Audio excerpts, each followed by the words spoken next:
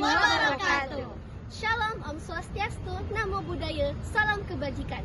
Kami dari mahasiswa jurusan Hukum Universitas Andalas ingin berbagi satu hal penting yang sering dianggap sepele, yaitu stunting.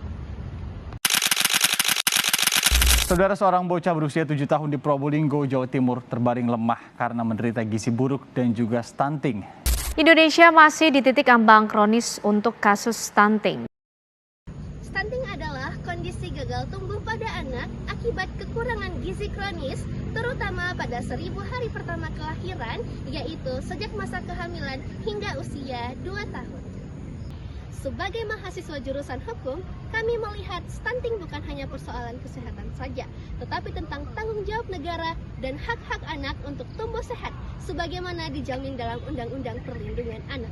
Artinya, jika stunting terjadi, maka hak anak tidak terpenuhi, dan kita semua punya peran untuk mengawalnya.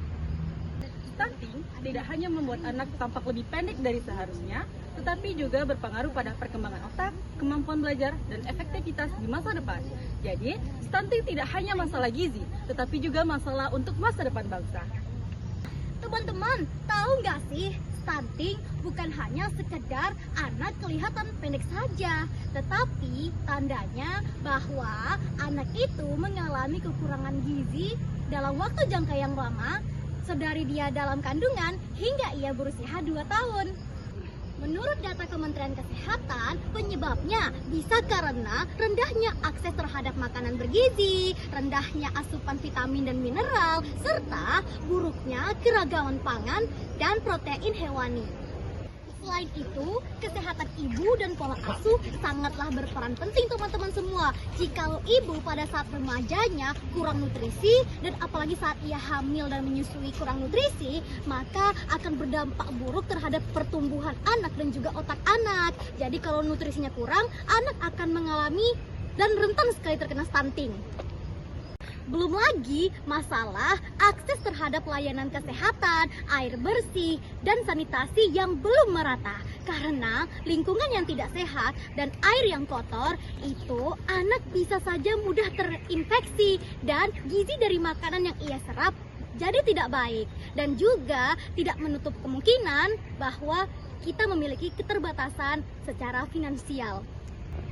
Stunting bukan hanya tanggung jawab seorang ibu saja, tetapi tanggung jawab keluarga, lingkungan, dan kita semua. Sebagai generasi muda, kita harus ikut menyebarkan kesadaran tentang pentingnya menjaga 1000 hari pertama kehidupan. Anak yang tumbuh sehat hari ini adalah generasi hebat di masa depan. Mari bersama cegah stunting mulai dari pengetahuan, kepedulian, dan tindakan nyata.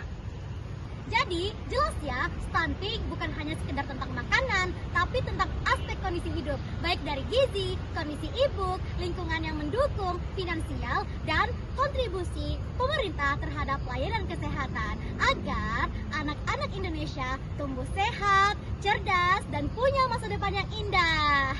Dadah!